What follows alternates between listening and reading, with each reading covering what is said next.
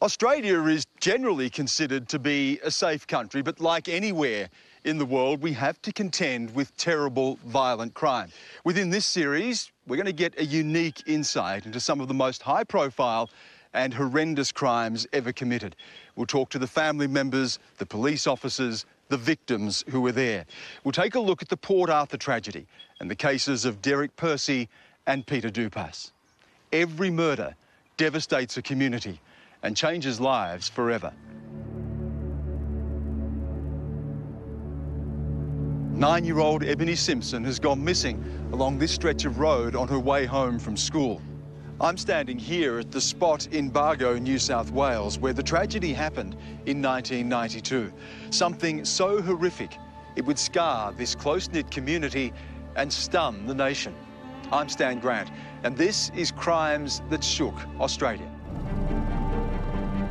In August 1992, the sleepy town of Bargo, near Sydney, becomes the scene of the most horrendous crime. She was so beautiful, I just knew somebody had taken her. I can't believe that another human being would do that to a little girl or any child. 9-year-old Ebony Simpson has vanished without a trace whilst walking home from school. There's no reason for her not to have come home. You can only assume that something's happened. It's everybody's nightmare, a parent's nightmare, their child being abducted. Ebony, if you're out there, darling, and if you can get home or give us a ring. It's pretty much the worst case scenario. The fate of the schoolgirl will unfold in the most shocking way. He knew where she was all the time. He joined the search party. All that time we were looking for Ebony, and the killer's car is a few yards away. I hadn't heard something as callous as being on the search party to cover your tracks. It disgusts me 20 years later. The abduction of Ebony Simpson is so horrific, it rocks the foundations of a close-knit community and is a crime that shook Australia.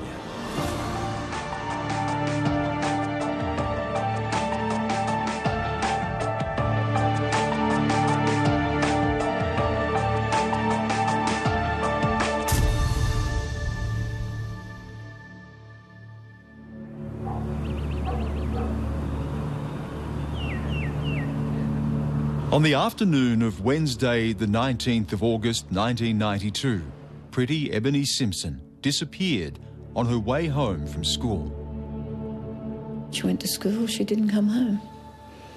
And she got off the school bus and, you know, she had to walk a couple of 100 yards just up the road. And she just didn't come home. The tragedy that was to unfold would rip through the heart of a family who had moved to the small town of Bargo many years before to start a new life. We'd bought an old farmhouse and done that up. We'd been there about 14 years. We'd chosen to live in the country, and the boys at a country school, and then Ebony came along. So it was an ideal life for children and us. With 2 young boys, Christine and her husband Peter completed their family with the arrival of their daughter Ebony Jane in 1983. I remember when I had Ebony, I had 2 boys and then I had Ebony, and I just couldn't believe I got this beautiful little girl. Yeah, she was pretty special.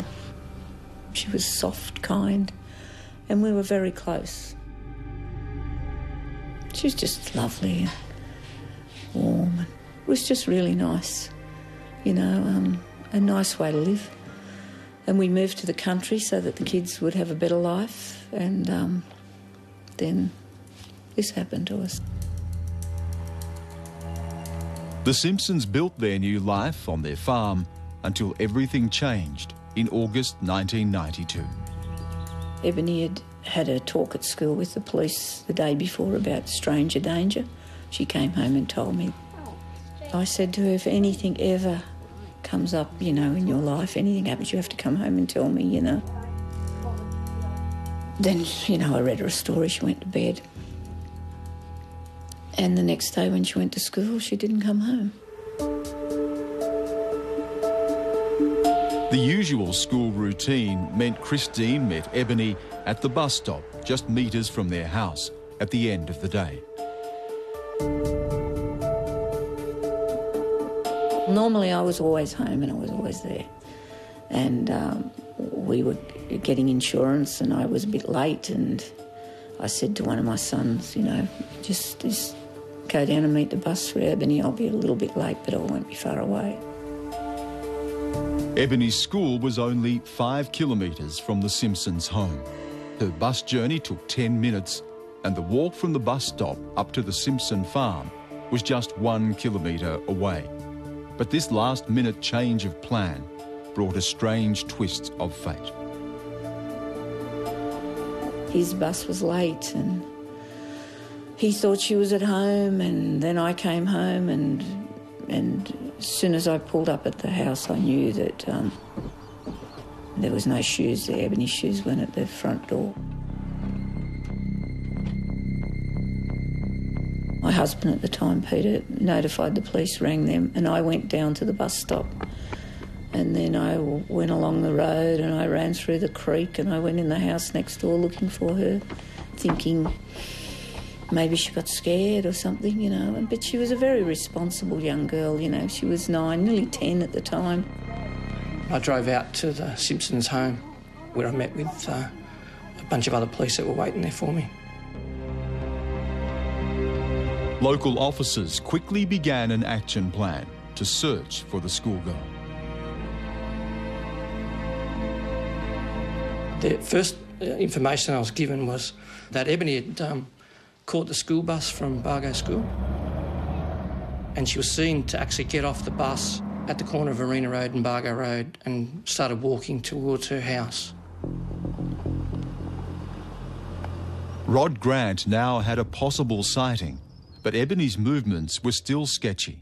As the search for her got underway, further news came in. An older man come up to the command post. He'd heard that there was something wrong and a lot of police cars, so he come up to ask what was happening. And he told the General Duties Police that his 2 sons had seen Ebony walking home, and just before she got around the corner just near her house, there was a small yellow car with a man with the bonnet up.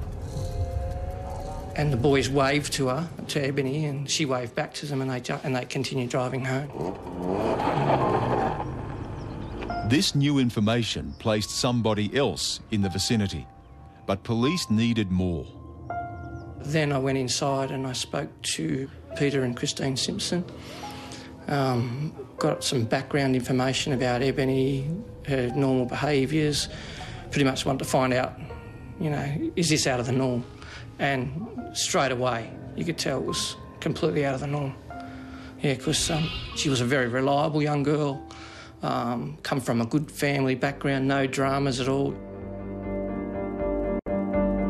And further news was to heighten the growing sense of panic. Once she got to that car, she didn't make it past that point because there's a couple more houses between her home and where this car was. And so we had a confirmed sighting that she was at that site, so she didn't make it past there. And so then the alarm bells are ringing.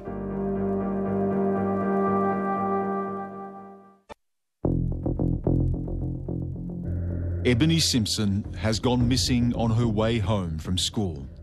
A delay with her brother's bus meant he didn't get back in time to meet her.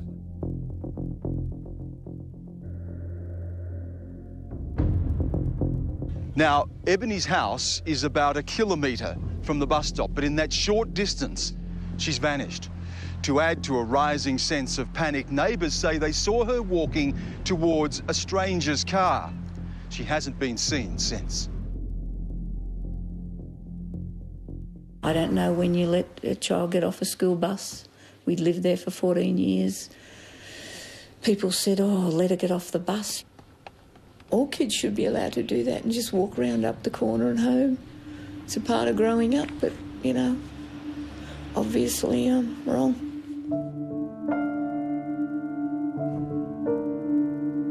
Ebony has now been missing for hours. With her family frantic with worry, this news of a sighting of her and a car spotted on her route home. Officers were now in a race against time to discover where the little girl could have gone. At that time, there's two tasks, and we had to separate that pretty early on. There's a search for Ebony, and there's also a criminal investigation, both taking place at the same time. So the search was set up as a grid pattern for several kilometres around where she was last seen. Homes and paddocks, dams, bush. By now, darkness has fallen. News of Ebony's disappearance is spreading through the community and beyond. No reason for her not to have come home. We can only assume that something's happened. As officers ramp up their search, they call on members of the public to help their plight. I can still remember what's going through my mind. The priority is just to find her and find her alive. The whole town was volunteering to come and help. Everybody who was anybody, pretty much, was out there looking, searching. So that had to be coordinated because you couldn't just have people running around everywhere. Police are looking for her, everybody's searching for her. I mean, helicopters were flying above, with sensor lights on them. As the minutes turn into agonising hours for the Simpsons, buildings and acres of bushland are scoured for any clues. I think you make anything up in your head that gets you through that time, but I don't think we slept. We just stood there waiting for some sort of answer. They said, oh, she would have gone to someone else's place to play, but she wouldn't do that. She wasn't like that, you know what I mean? By the following morning, Christine and her family are desperate for news. As more people offer to help with the search, Rod Grant tries to uncover anything unusual during the last few weeks. I'd spoken with Christine back at the house, and I said, had she seen anything suspicious? And at first she said, no, she hadn't seen anybody suspicious hanging around. And then I remembered maybe I should rephrase the question. What have you seen? Have you seen any cars that don't, or people that don't fit the area? And then she said, well, matter of fact, I saw a man parked down near the bus stop in a small yellow car. She said, I think it was a Datsun 120Y. This was now the second description given to Rod of a yellow car seen in the area. Christine told me she actually saw that car twice. And from the canvass that we did with neighbours as well, that night and the following days, they said that they'd seen a car hanging around for a few weeks, this little yellow car. I thought he was just some young guy and, his car had broken down, and I went down to get Ebony off the bus and went past him, and I remember looking at him and thinking, I'll pick Ebony up and I'll come back around and I'll see if I can help you. This vehicle is now becoming a major focus. Rod is desperate to see if Christine's account of this car is similar to the one seen by the two boys who waved at Ebony just moments before she vanished. I pulled up my notebook and I started talking to one of the boys. He was 13 and his brother was 17. And they started straight away telling me what they'd seen. It was a Mazda 808. The bonnet was up. The man was leaning into the engine bay with something black in his hand. The car's fairly dirty. There's mud splashed up on the near side. And then he said there's patch-up work on it as well. And you can see where somebody has painted. He said it's called yellow ochre. And he told me the name of the colour. And I thought, oh my God, this is so much detail. As a clearer picture is emerging on this vehicle last seen near Ebony, other officers work with her family as the search is scaled up. Detective Sergeant Cole Pateman and Detective Sergeant Steve Foster, they went out to the Simpson household and sat out there with the Simpsons, and they got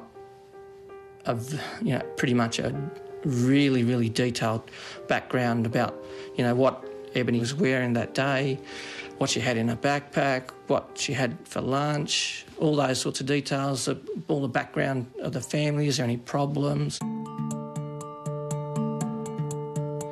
The police command post set up outside the Simpson home has by now become a focal point for concerned residents, extra officers and the country's media, all desperate to help. Everybody was given an area to search in their groups. It was the police, SES, Rural Fire Service and just volunteers from the community. So they all had areas that they had to go and search. There was a sense of urgency there, people running around and locals walking up to police, how can I get involved, how can I help? People arriving all the time, various specialist units arriving police-wise. A real big build-up right outside the family home. A couple of police that were coming from Campbelltown arrived late to the briefing, they missed the briefing. And a sergeant there, he told them, they said, well, what's the go, what are we looking for? And they said, well, they described Ebony, and we're also looking for a yellow Mazda 808. And one of the guys said to the sergeant, he said, like that car over there. And the sergeant turned and looked at the car, which was parked at the command post, just not even 50 metres away. He said, if that's a Mazda 808, that's the type of car we're looking for. So, alarm bell started ringing again. Astonishingly, this similar car was just yards away, but crucially the officers couldn't jump to conclusions. As they hone in on the vehicle, Christine is asked to describe the man she has seen in the days before. My role at this stage was to do what they call a photo fit or a Penry ID based on information that Christine Simpson could provide me with. As you can imagine, she was going through a large amount of emotions at that time, so I had to be very careful with what I did and what I said to Christine. But in the end, she provided me with a brilliant description and a fantastic photo fit that would progress the investigation considerably. What happens next is to be the biggest turning point in the hunt for Ebony so far. We couldn't do anything more with what we had, with what she'd provided me. I walked outside, and as I was walking up to the front gate of the property, my boss came down, and I just said, well, this is what Christine Simpson's given me, and he took a step back and he said, oh, that's the bloke we were just talking to. Wayne had put this picture together at the house. At the same time, the guys realised that we better watch this car and see who comes back to it. They're doing checks on who it belongs to. One of the policemen came back down to our farm and they said, I think the guy's out the front.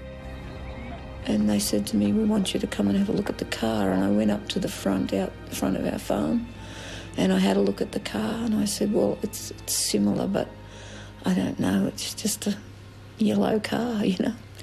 But the one thing was that when I saw him 3 days before losing Ebony, he was looking into the motor of the car and it was stopped on the side of the road, and it was a Mazda 808 and the bonnet opened the other way. And I remembered that, and that's what that car was. The car has a striking resemblance to the yellow vehicle seen in the area. And the photo fit picture police had compiled from Christine's recollection now looked very similar to the description given by the boys Rod had interviewed. But officers know nothing more. Time is running out and they have to act fast. He came back to the car, so they started asking him a couple of questions about the car, his movements and all that sort of stuff. Then they called Wayne out to take some photos of the car. And he just put this picture together with Christine. Police waste no time questioning the man about his car. He was really compliant, actually. He wasn't evasive in any ways, really. He was fairly quiet. John Rain's first priority was, can you open the boot? And he did, because he thought, well, is Ebony still in the boot if this is the car? He was really compliant, he was really calm. So he didn't really raise suspicions, like he wasn't evasive and he wasn't, trying to avoid helping. Nothing looks immediately suspicious in the boot, but officers know it is essential to get the vehicle to the station for further tests. I think they said at that stage that we want to use it to take some photographs to put in the media for the news that night, to put this is the type of car that we're looking for the media. That was it wasn't a ploy, but it was a real thing that we were going to do anyway, just in case, you know, because we didn't want to put all eggs in one basket. Measures are quickly taken to tow the car to a secure police garage, where forensic searches get underway. My role with the vehicle was to go over it with a fine-tooth comb and try and identify any physical evidence that may either put Ebony in that car. It might have been biological evidence, it might have been clothing, it could have been school books, anything. I was looking for anything. As Wayne Day scrutinises the vehicle for any clues, the owner is eager to help with inquiries and agrees to go to the station to answer any questions.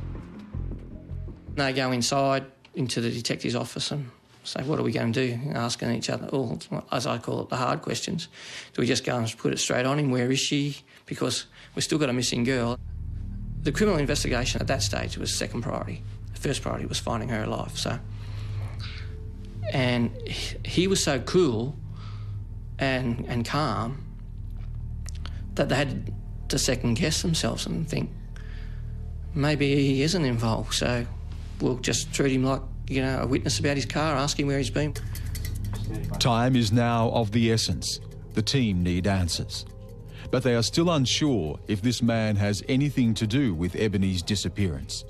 As questioning gets underway, they learn more about this local, now identified as Andrew Garforth. Andrew Peter Garforth, born 5/8/63. He'd only been in the area a few months. He and his wife had moved to the area. Prior to that, he came from Western Australia. So there really weren't any alarm bells about this guy living in the community or being a threat to kids in the area. Just totally out of the blue, as far as everyone was concerned. And he was married with 2 children and, you know, lived up the road and hadn't been in trouble locally, as far as we know. With little information on this 29-year-old, the detectives are eager to find out if Garforth had anything to do with Ebony's disappearance. He just starts asking him questions about what his movements were. Went to the hardware shop, bought 2 bolts. He gave an account, pretty much that he'd been to the video store at Tarmore. What time was it when you left to go to Bargo to the video store? Yeah, 3:45. In his account, he avoided saying that he went along Bargo Road and Arena Road. I drove down Pheasant's Nest Road, turned left onto Nightingale. Because that would have been the most direct route that he would have taken if he was going into Bargo to return a video or to go to the shop.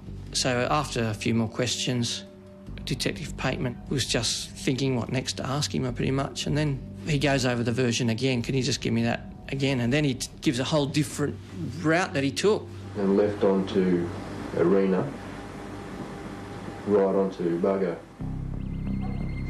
Arena Road is the last place Ebony was seen. Garforth's change in his account immediately raises their suspicion.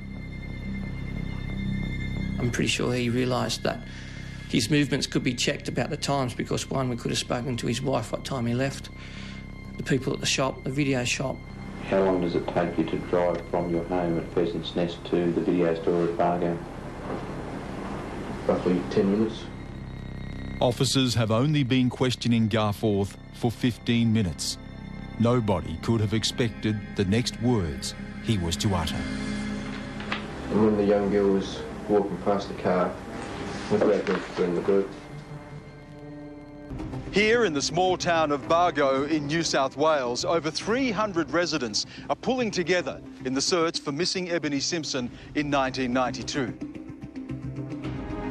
There's nowhere else I can really look because I've searched all the houses around here, most of their properties and that. She'd only get into a car with someone she'd known. Now, just yards from the command post stationed here, a yellow car parked over there sparks police interest.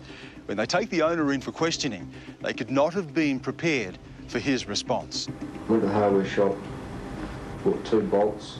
He starts with, I drove along Bargo Road, I turned onto Arena Road. I stopped to put oil in my car. I had the bonnet of the car up, I had the boot of the car open. I was putting oil in the car when the girl walked past. And when the young girl was walking past the car, with that register in the boot. The detectives are led to believe Ebony never made it beyond the vehicle. I drove away. And where did you drive to? Down Arena. Now Garforth is calmly reaffirming their worst fears. And what did she say to you? She asked me if I was going to let her go, and I said I didn't know. With this horrifying admission, they are now one step closer to uncovering her fate and are desperate to discover her whereabouts. He drove Ebony to a bush track down not far away. He went to the back of his car, got some speaker wire, and he tied her hands behind her back and her feet behind her as well, and then tied her feet to her hands. And he just picked her up and threw her in the dam.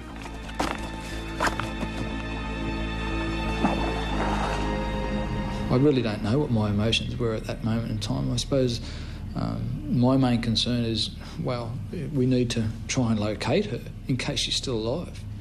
That's probably the most important thing at that stage.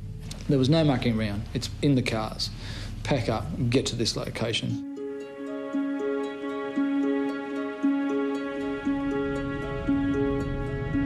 It is now 11 p.m. Ebony has been missing for over 30 hours. The alert went out to get to the scene of the crime as quickly as possible. With Garforth willing to show officers the location, they rushed to just 6 kilometres from Ebony's home, praying they would find her alive. We walked up to the dam, and it's something that sticks with me forever, and I get goosebumps talking about it, is walking up over the top of the lip of the dam and seeing the pink lunchbox floating on the water, and the water was like as still, no wind, no movement at all. It was just like glass.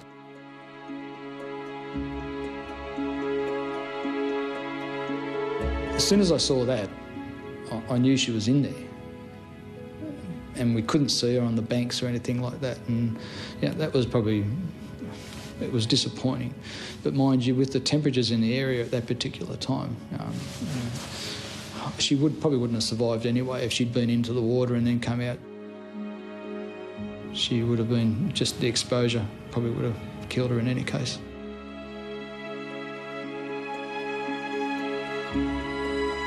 There was no chance that Ebony was still going to be alive because there was no sign of her when she was still in the water, so they could tell that she was thrown, 8 to 10 metres in. There's no way she could make it, and the way she was tied, no way she could make it to the bank.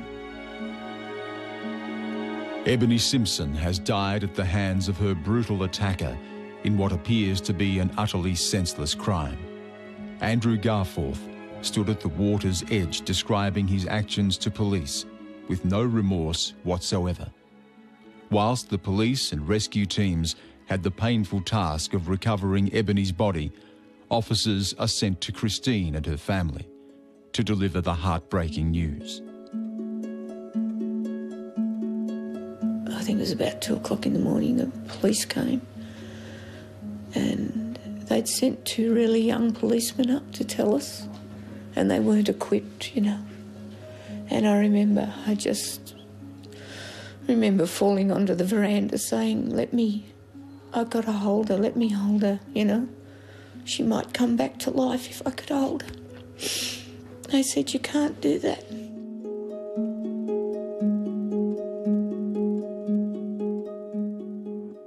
Nothing can prepare Ebony's family for the other news that is to follow. In the next interview, he went on that there was more. He actually said that he sexually assaulted Ebony. I took her up onto the bank of the dam, tied her hands and her feet, pulled her pants down around her ankles, sexually assaulted her, picked her up and threw her in the dam.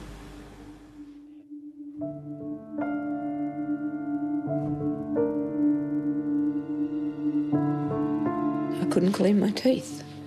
I couldn't get out of bed. If it wasn't for my two sisters coming and bringing food and feeding my other two children and telling me to get up and have a shower and do this, do that, I mean, I was a moron. I was a zombie.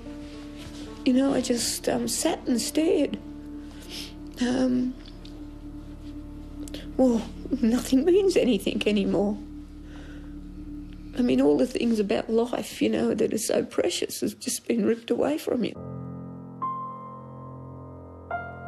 The sexual assault and murder of this defenceless little girl soon shook the whole country and provoked a fierce reaction. There was community outrage very quickly. From the moment the matter was scheduled for court, there was a large gathering of locals. We're at the front of the court and everyone was wild, ropeable. Keep looking over your shoulder, buddy.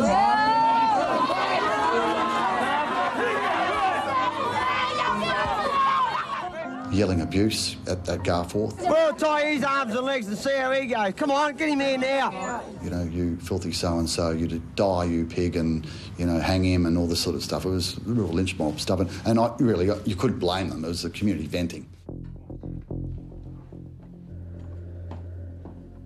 Police waste no time charging Garforth with murder. After this initial appearance, the trial is set while further evidence is gathered and Ebony laid to rest. The image that will stay with me for life, apart from the facts of the story, but the image that will stay with me for life is seeing that little coffin.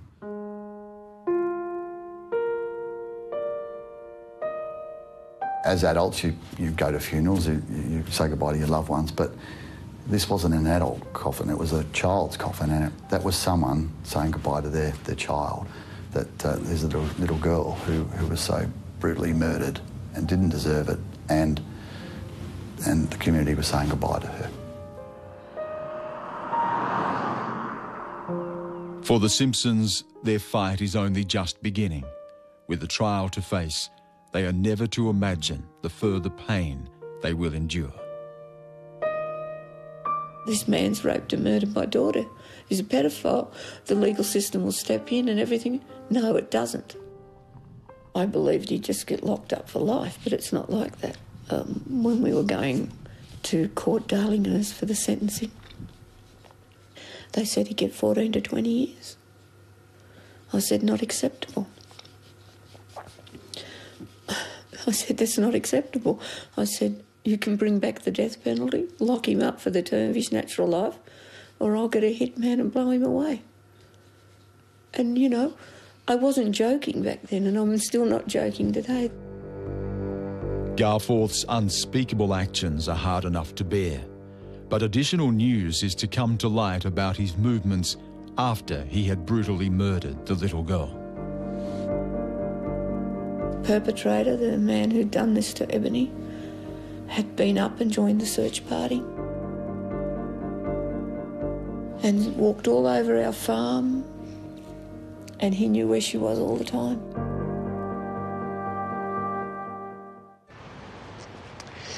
Nine-year-old Ebony Simpson has met a tragic death at the hands of a local pedophile.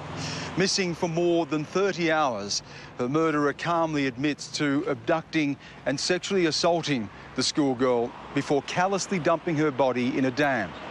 The details of her fate are almost too much to bear, but as her family tries to process this news, they are about to endure another heartache.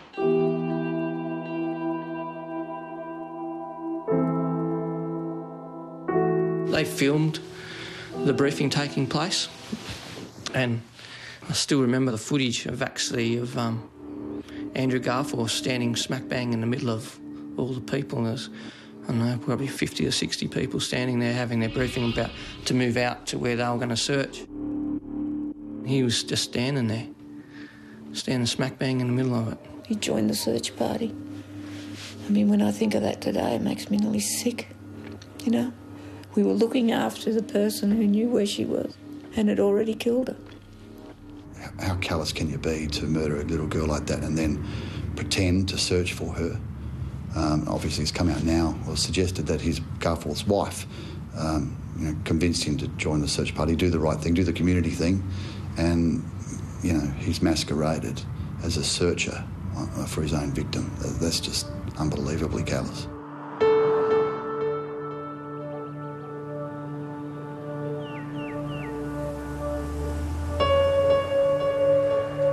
As Christine and her family have to consider life without Ebony, they spark a nationwide change in the way victims of crime are dealt with. We tried to get counselling and nobody wanted to take us on because I guess she's too hard. How are you going to counsel a family like us? What are you going to tell us? You're going to tell us it's all right and we'll be okay, and if we just do this, that and the other, things will be fine. I got a phone call from Peter, Ebony's father, and he was really very angry, and he said words to the effect of, everyone else is getting counselling here. We haven't had a phone call from a counsellor. They really wanted something which they deserved, some decent support, professional support, help with their two boys, help with each other. You got one person in that crazy system in there that just follows the book. You got one person who stepped outside the boundaries, and that was John Merrick, and you don't get that very often. I can't remember how the idea first crystallised, but it was something like these people might benefit from actually speaking to someone who's been through maybe a similar experience.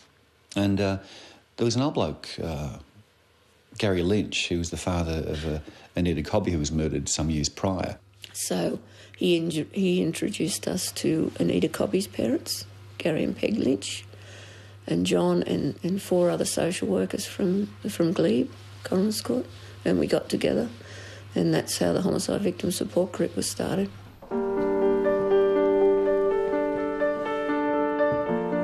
The Homicide Victims Support Group is formed by Christine, John, and a small group of people who sadly had one thing in common. Their initial aim is to help each other and those in similar circumstances.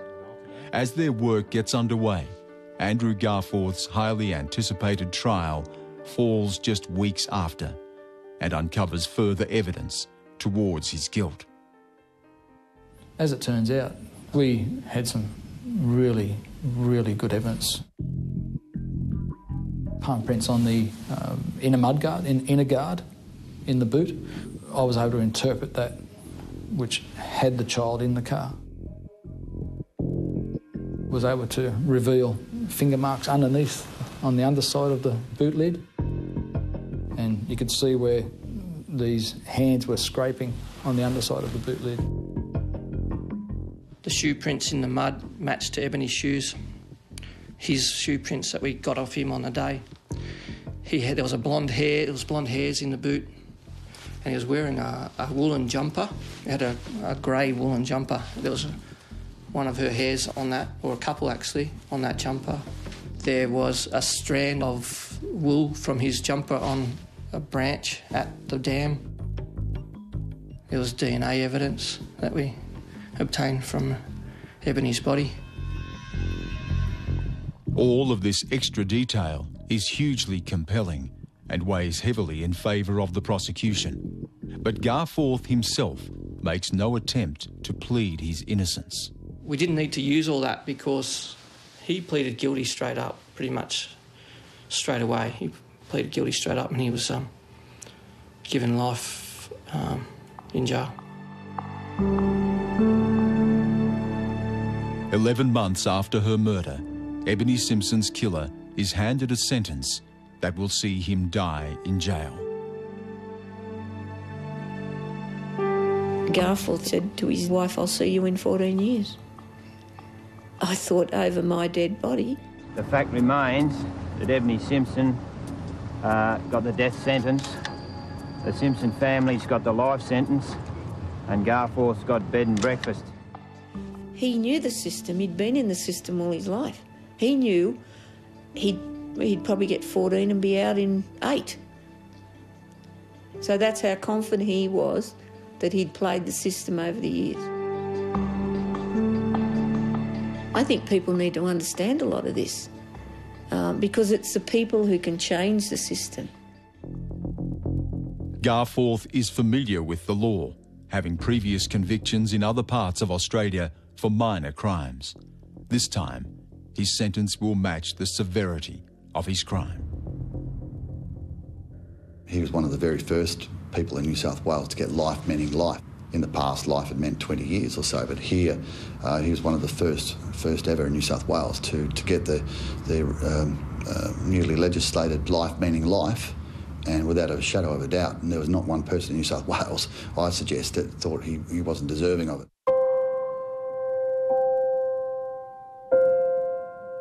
Garforth will spend the rest of his days behind bars for snatching Ebony from a roadside and killing her in cold blood.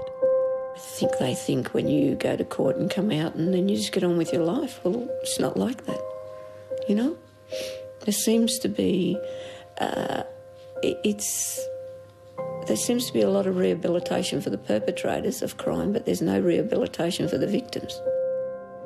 In response to her experience, Christine channels her energy into making major changes for victims of crime with the support group. Well, I think I took all my anger and turned it into something positive and set up Ebony House, first recovery centre in the world for homicide victims. So I burnt up all my angry energy into positive, you know, and I didn't know what else to do with it. Made a lot of changes and very powerful back then.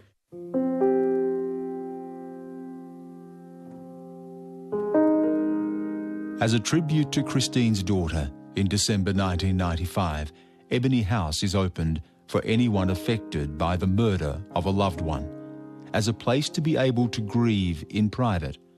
The support group also went on to make historic changes. Police have been taught now at the academy by the Homicide Victim Support Group and other folk how to best respond to families, what to say, what not to do, you know, correct procedures. Now that was a real change. Police are very involved and intertwined from the outset with the families and providing them information, updates, details as well, without compromising the investigation as well, without giving stuff away. We've had sentencing submissions and victims' impact statements have made a huge difference as well for families because they feel as though they can be listened to and explain in very personal terms what the murder has meant to them. I don't think you can make great changes if you haven't felt the pain. It's the pain that drives you. You can feel empathy and try to understand, but you can't feel that power of that wanting change unless it's happened to you.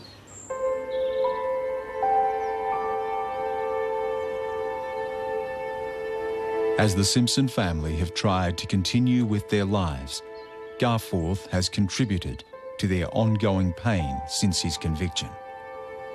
He claims he was bashed in jail, and at one stage he claimed to have lost hearing in one of his ears, and he actually, in many people's eyes, had the cheek, tenacity to apply for victims' compensation. Initially, he was successful in one of those claims. I think, fortunately, it was reviewed and overturned, and then the money was offered to charity. He crossed the lines of what's acceptable with society, you know, and when you cross those lines, and they're precious lines with children, you can't come back into society. You've already isolated yourself. You're not worthy of living in here, around children or women or anything else, you know? So keep him where he is. It's the safest place for him, trust me. The counselling for Christine and her family was to span many years, and the effort channelled into the victims' support group brought about many milestones and legal changes throughout Australia, one of which guarantees that Garforth has no further rights to appeal his sentence. We changed a lot of things and that was good. But as I've got older, 20-odd years down the track, I have to say the pain's still the same.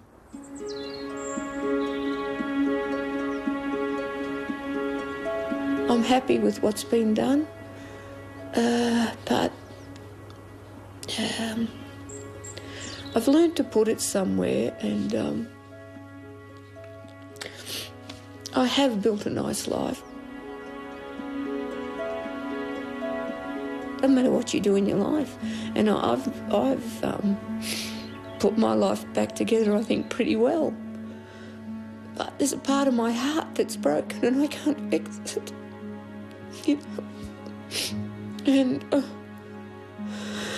it doesn't matter how many years go by or how much I talk about it, I can't fix it.